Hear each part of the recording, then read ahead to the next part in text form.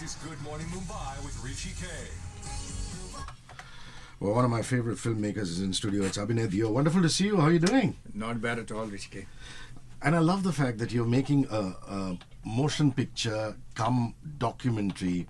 What would you call a genre like this? Do you have anything in mind, or you're just saying come to the movies and figure out for yourself what it is? Because it's got a bit of both, isn't it? Yeah, it does, and it is something like what you just said is what we are trying to tell people, that come into the movies and decide for yourself. But for all practical purposes, it's a docu-fiction. We are starting a new genre. This genre doesn't exist. So I had the most difficult time trying to fill up the forms of all these Toronto Film Festival and Venice Film Festival, because they don't have this genre. So we had to call them up and tell them that, listen, our film does not fit into any of your other genres. So what do we, they said, okay, just write down what your film is all about, and probably from next time onwards we'll have this genre put into the form. I'm a massive fan, and I told you this the first time I met you, saying that, I'm the kind of guy who saw Game and I said, my God, who's this filmmaker, man? And, eventually with Delhi Belly and more recently even with Force 2 and your work with 24 and all the stuff that you've done, I know you're a maverick. So if there's anybody who's going to push the envelope, it is going to be you. Where were you? It's almost like, people ask you, where were you when the Twin Towers went down? Where were you in 2002 when Saurav Ganguly took off that shirt? Were you watching with your friends in Dadar? Were you hanging out somewhere? Were you having a drink with your friends? Where were you? Yeah, so this is a crazy one, actually. 2002, and I remember this distinctly, that in 2000 I started my own business, right, which I started making films on my own. I started my own production company. And as you know, when you start off, you're struggling, and you're trying to figure out how to get films and what do you do, and predominantly in advertising. I was not making features or television at that point of time. And I distinctly remember that I was working on a Pepsi campaign for North America. And I was dealing with a bunch of corporate white people, and their attitude and our attitude, major difference between the two attitudes totally. And we as Indians would be were a little on the back foot all the time. And I remember this distinctly about myself as well, to say that, hey, you know what, even people from my office, talking about, they are asking for this, asking for that, and I said, just give it to them, what the hell. And this is about 2002, the beginning of 2002, and then came 13th of July 2002, and you know how Americans are, right? They start a campaign almost 8 months before. Correct. Yeah. So I was in Feb, I was talking about talking to them and dealing with them, etc. The campaign was to be shot in October, and then came July, in the middle, right in the middle, and then came this match. And this match, me and my friends were watching this. I think we were at my place, if I'm not wrong. And obviously we were all there and we were watching this match, and we had given up on the match. After Sachin got out, we were like, ho gaya kaam, because now we are not going to survive. Because we were 148 for 5. And we said, we started playing around, talking, and nobody was paying attention to the cricket because we had lost the match. And at that point, suddenly after a certain point, it was like, one sec, something crazy going on there. Yeah. And as the match started picking up, and we almost like short of getting ourselves into the television, the fever was some other level in us. And when we won that match, one was the victory, and then the second was what Ganguly did. And when he did that, yes, I have to admit that there was a bunch of reactions. There were some of my friends who said, "Kya kar raha hai ye?" And there's another bunch who turned around and said, "Man, this is it." But what happened was not just about that moment. It's what happened is when you finished that night, and when you went to sleep, and when you woke up the next morning, how did you feel? And I remember very clearly, I felt this incredible sense of pride for a few days to come after that. And I have a feeling some switch somewhere had changed. And that gear had changed to say that, hey, you know what? You may be white, you may be great, you may be a Western world, you may be a first world country. Guess what? We have arrived. We are there. And I have a feeling that was a subliminal feeling that I grew up with. From that point onwards, I never looked back. Now, this may be in retrospect that I'm fitting a lot of things in, but the fact is, I remember clearly me feeling a sense of pride which came in on that day. Yeah, and you come from a family of actors, your brother, your parents, and things like that, and you're very sensitive to what people in the performing arts feel. I'll tell you a classic example. Before that incident, in popular commercial media, if you wanted to make it as an RJ or a VJ, you had to be a Ruby Bhatia, Sophia, Leila Roos, or Kamal Sidhu. Correct. Kamal Sidhu. Yeah. And no disrespect to these wonderful ladies, they're wonderful. Absolutely. But they all spoke with an accent. Yeah. And that India was, you have to be aspirational, speak with an accent. Right. Cut to, in this India, I'm speaking in an English radio station, I speak in a normal English accent. Correct. If you speak in a foreign accent, even if it's genuine, Yeah. people say, "Ye kya kar raha hai?" Why can't you just talk Absolutely. normally? Absolutely. And this new India is also, office boys and peons, these wonderful boys in our office who will walk into an Udupi restaurant, and if they are served after a Gora is served, a Yeah. foreigner is served, they get Yeah, upset. yeah. They will. Whereas earlier they used to get intimidated, saying, Yeah. "Okay, no, it's okay, let him be Correct. served even if he came Correct. in earlier." Correct. So that whole mind shift is something that you've obviously captured in Doosra. Absolutely. And I think what we have done with Doosra is tried to capture what happened then and what is the reeling effect of that over the period of the next 17 years. And we believe that effect is still on. So it's a fantastic kind of result of an action which may not have been meant for this purpose.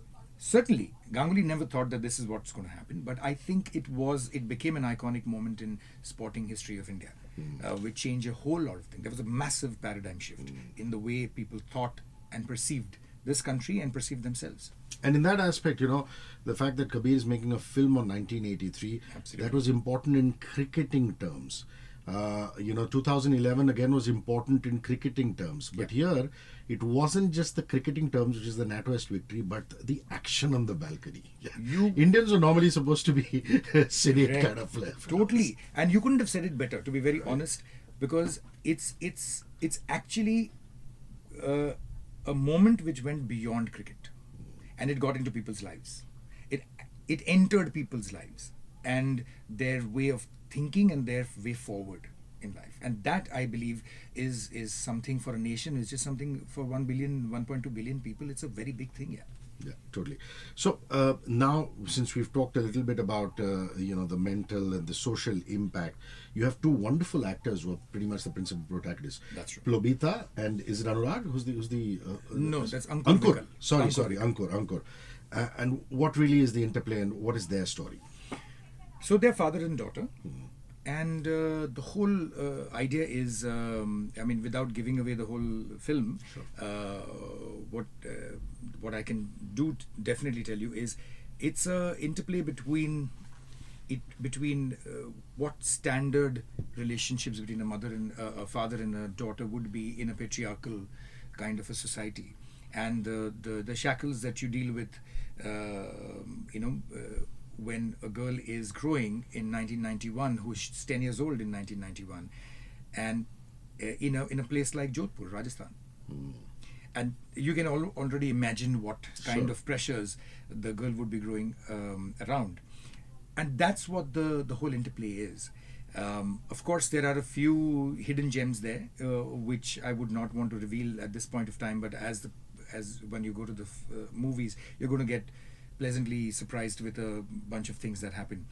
But the whole idea of the film is two parallel journeys. One of history in the making, which happened, which we all know, which is a very celebrated moment, a celebrated victory.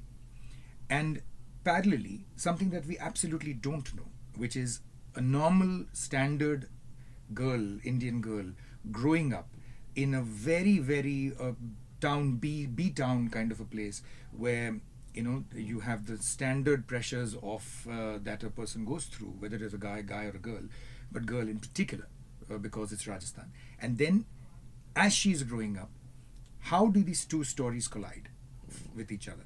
And how inspiration is taken from one onto the other, and how the girl's life shapes up because of certain events which are happening, in India, in another part of India altogether, in a completely alien field, which is cricket, which for the girl is an alien game. She's not, she's just aware of the game.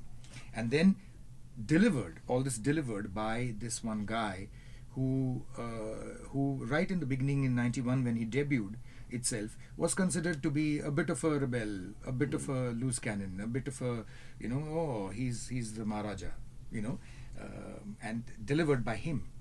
So and strangely enough, he's quite embarrassed by it himself. Now, every time somebody asks him about it, because I was invited to his book launch, and Boria was on stage with him, Absolutely. and Boria kept needling him like Boria does, and Saurabh was so embarrassed, and he was like, "Can we move on?" You know what? He was. He actually always is.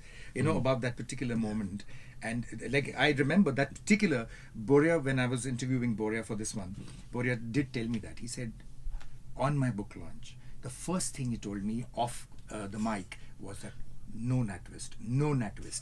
And rightly so, he just put the Natwest right in the center of it all. Excuse me. Why do you call it Doosra? Because technically that's a very spinner's terminology. A leg spinner, when he bowls the wrong one or bowls an off spin, is called the Doosra. Correct. Why would you call this Doosra? That's quite interesting for me. It is. Actually, it has got a multifaceted answer to that. It's a very, very deep meaning to it from our point of view, at least from the maker's point of view. Which is, it's a ball that's supposed to go one way but goes the other. And I think this film and the story of this film is kind of like that, which is, it's about India, which is a country in 1991 literally written off by people before the liberalization. Written off by people saying, "Arey, third world country, kya hoga?" We were almost broke. We had 2 weeks of foreign exchange left with us. And from a situation like that, if you see that the ball was going in one way, and today if you look at India, or post liberalization if you look at India, post 2000 if you look at India, and you see the state of where we have got it up to is incredible. There's a complete shift and a complete change which has happened. Similarly in cricket, in the 90s, cricketing wise, we were really suffering. We were, there were these spurts of, some great stuff coming in from Sachin, from Yuvraj, there was moments. In 83, there was, Kapil's team winning the World Cup and so on and so forth. But never was, we were not till then rated or looked at by anybody as a force to reckon with. And then came Ganguly as a captain. And of course, nobody can forget the middle of the 90s when we went through this crazy match-fixing scandals and Greg Chappell's era also, where Exactly. there was a lot of rift between the players and it was a terrible World Cup at the West Indies. Absolutely. Yeah. Absolutely. And but there was Saurav's captaincy and his approach towards putting a team together who actually all believed. Who believed that they are out there on the field to win, not just to draw a match or to save your, the backside. It's always, they went in aggressively. Indians were, had a massive shift, and that shift is to be seen today.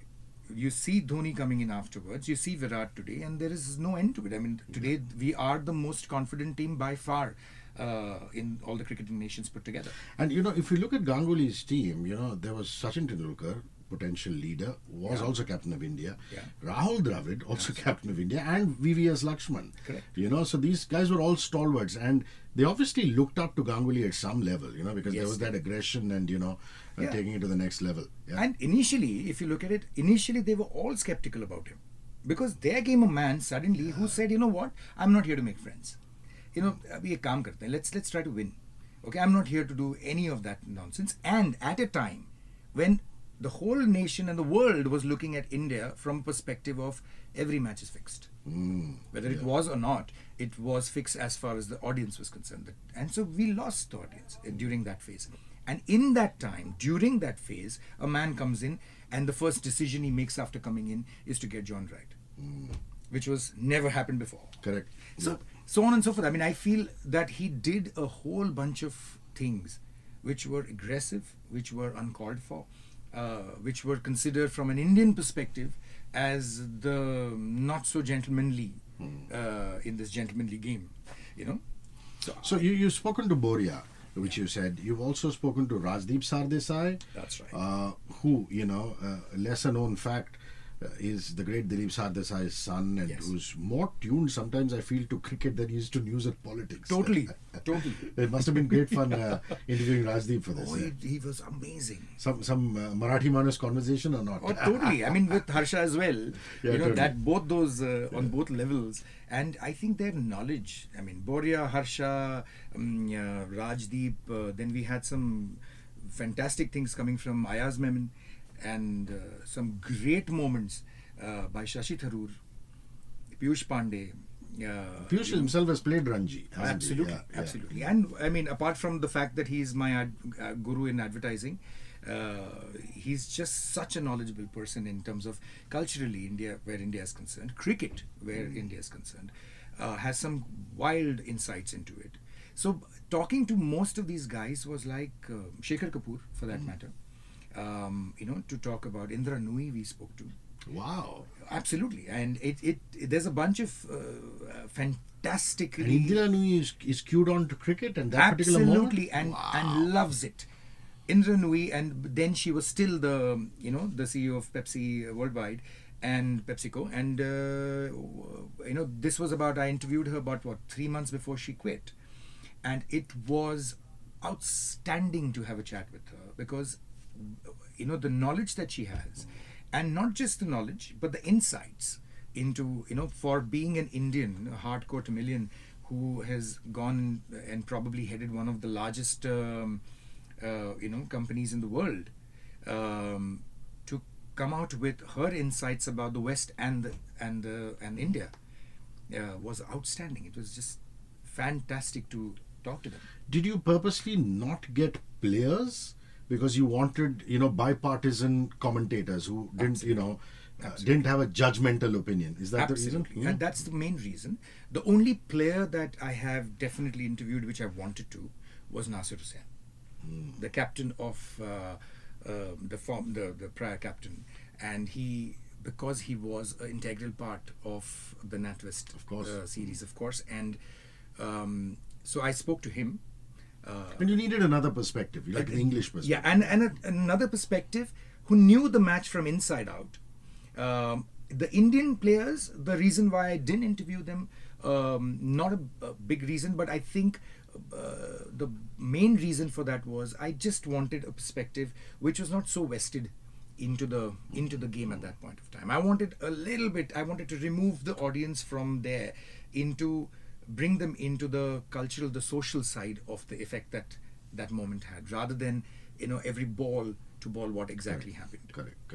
Your reason for choosing Ankur as well as Lobita, I mean, apart from the fact that, Ankur looks vile and evil. I'm sure he's a wonderful guy. But Oh I'm my just saying, God, yeah, he's a softie, but he looks Totally amazing. opposite, Yeah, yeah. he looks amazing, and I think they're fine actors. The whole idea to choose, it's every filmmaker's dream, I think, that you can just choose the right actor rather than choosing what is commercially considered to be the right choice, to go for who you feel is the right choice in terms of performance. And it's not just the two of them, it's a small girl called Twisha, who has performed outstandingly. I mean, she's got a great future in filmmaking, in Bollywood ahead of hers. Very, very amazing girl. Another person called Samita Guru, who's from the Marathi stage and Marathi actor, who's played a Rajasthani's role to the T. Fantastic performers. Krishna Gokani, who's played a very integral role again.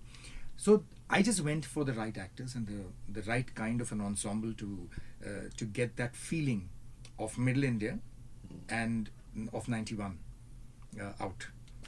A release date, and how many screens are you going with? Do you have a number on that as yet? No, unfortunately, this is the information that I still don't have any handle over. The reason being that we are in the talks for the sale, and it's going to be a digital release also, particularly, and we will definitely go for the theatrical release as well.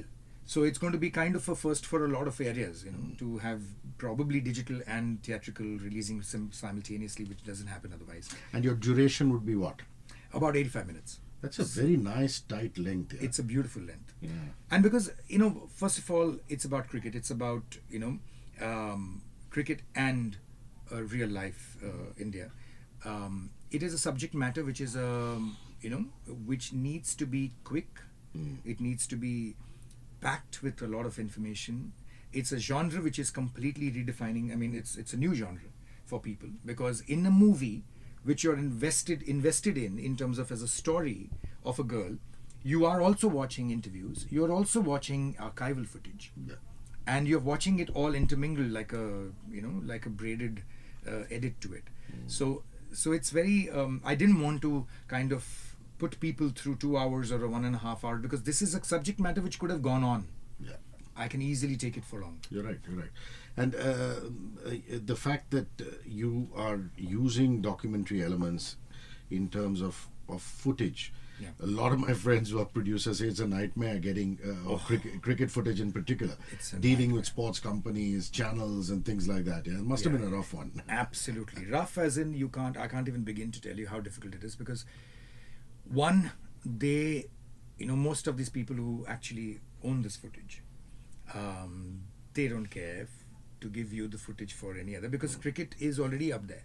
Okay. So by me telling them that, listen, I'm going to put a cricket film in a feature, it's going to promote cricket, they're saying we don't need promotion of cricket. I mean, cricket is bursting out of everybody's ears right now, so we don't need that. So they don't need you, we need them. Yeah. And that makes it very difficult for us to and plus, being a documentary, part fiction, a new genre, our budgets are not that big. So budgets not being big ends up going into a space where we can't even throw money at them, but they are charging what they're charging. So yes, there is a whole bunch of challenges that come along with handling a subject like this. You have a fine sense of background, I know that. So who's done your BGM and who's your cinematographer on this one? So Rubias is my cinematographer. One of the finest advertising cinematographers that we have. Fantastic, absolutely amazing sense of design, of idea, of light, of framing. And of course, my music is being done by my good old friend Ram Sampath. So Ram is doing that, and we've got, I think, some of the finest technicians working on this film. A good mix from advertising, features, everywhere, and plus, particularly in cinematography, I would like to mention that one of the most, I made myself and my life more difficult. Okay, which is, I decided that in 91, all our features was shot on film. So let's shoot the entire 91 to 96 portion on film. Wow, So that's I've amazing. gone out there and shot. You've got raw stock and done Absolutely. the works. Which is, first of all, a breed of cameras which is dying. Yeah, of course. We just had to get back all those cameras, revive them. Used film. So we were for once we were shooting on stock rather than putting everything on hard drive. And a large chunk of this movie has been shot. So I've actually followed the authentic timing of Progression. Of formats as well. That everything was shot on 35mm around that time, and after 98 and 2000, everything's moved so very quickly onto digital. And then there was this phase when there was HD footage, and then there was a phase of now, which is a 4K and 5K and 6K, and there's no end to it now. So we've used almost every format available to mankind to make this film. Fascinating. So when is the next season of 24 going to be out? Wow, that's a good question, actually. I mean, we are working on it. We have started the thought process. So I'm sure we will be able to tell you soon enough. But right now, I have no idea what's going to happen. The talks have just about started. Yeah, because you can't escape that question. Everybody's going to ask you. But well, I can say one thing for sure, that happening it is for sure. Lovely. Now when, it's just a matter of a little bit of time. Great. Some other questions before we wrap up. Are you working on a mainstream script as far as motion pictures are concerned? Absolutely, Yeah? absolutely. There are 4 that I'm working on, out of which, of course, one. I mean, it'll all happen one at a time. But it is for sure going to be completely different from what I've done so far. I mean, my whole modus operandi always has been that I don't repeat something that I have done for a few years at least. I try to do something completely new and push the envelope as much as possible. So the sixth film that I'm planning to do, I'm quite sure is going to be in the zone of a genre which is completely untapped by me at least. And there must be so much interest from makers of original series on OTT platforms, Yes. because even before this whole OTT wave came in, Yeah. your kind of filmmaking just lends itself so easily to that. Totally, you know? totally. Like you were doing the Sacred Games stuff much before Sacred Games happened. Absolutely right. Absolutely right. So you're also looking at that. Yes, most certainly. But I was also letting this so-called, the wave that came in. I think it's important for filmmakers to also hold yourself back a little. Let this wave pass, Settle down. which settle down. Let the waters kind of settle down a little bit, because the fact is that's when the real deal is going to come out. Because before that, you're just going crazy, because there's no censorship, so you go mad on sex and violence, because there is nobody holding you back, because there are big budgets, because there is no producer sitting on top of your head into trying to tell you put an item number here. You try and go a completely opposite route. I think let all this happen, and then I'm working on almost 6 or 7 different properties for the digital medium, which I believe will start seeing the light of day as we speak. Super stuff. A travel destination you went to and you said, wow, I mean, I could live here. Every place I go to, my first thing to it is to say, hey, you know what, I can live here. Well, the last travel destination, the most crucial one for me was I was editing my film, Doosra, in New York. So I was there for almost 2.5 months. And I think I rediscovered the magic of New York. So just walking around, what do you most love about the city? What was it? I think it's the fact that it makes me feel like I'm home, because it's so close to Mumbai in many ways. Of course, the only problem in Mumbai is you can't walk anywhere. That's the one difference that you can have. It's a city that keeps buzzing. It's a city that almost, and the food in the city. Man, I'm a serious foodie. So for me, it was like I had mapped out because I knew I was there for 2 months. So I mapped out the entire food trail of New York and said these are the places that I have to eat in, whether it's in the Chelsea market or it's on Upper West Side or whatever it is. But one of my favorite cities in the world, for sure, and I can definitely live there. Lovely. And you were editing there because your editor is American, based out of New York? Is that it? No, she's based out of New York, but she's an Israeli. Oh, wow. That's Her interesting. name is Eilert Gill, and she's an Israeli, has absolutely no clue about cricket, or had no clue about cricket. Now, I think she can do some expert commentary after my 2 months of editing with her. Well said. We're doing a campaign called Heal the World. It stemmed from Afroz Shah, who is a UN representative, fantastic guy. In Absolutely. Versova Beach, Yes. he just goes and single-handedly, and now along with his team, cleans up the plastic from Versova Beach. But he says the plastic just keeps coming back and back and back. Yeah. What can we do? What's happening in the Deo household, for example, as far as saving the planet is concerned? Well, first of all, a really big congratulations and applause. I would love to applaud the effort of Afroz Shah, because first of all, he's doing it. Other people talk about it. I must say that I'm nowhere close to what he is doing for the society, for the planet, but in our own way, try to change our habits as far as the waste disposal is concerned, because that's where it's all coming from. Try and change our everyday habits, even if we start doing things just on your own. That if each one of us starts thinking about changing our habits, I think overall that's going to mean a chain reaction and a domino effect onto the whole society. What we are doing in the Dev household is making sure that we actually say no to plastic completely. 100% no to plastic.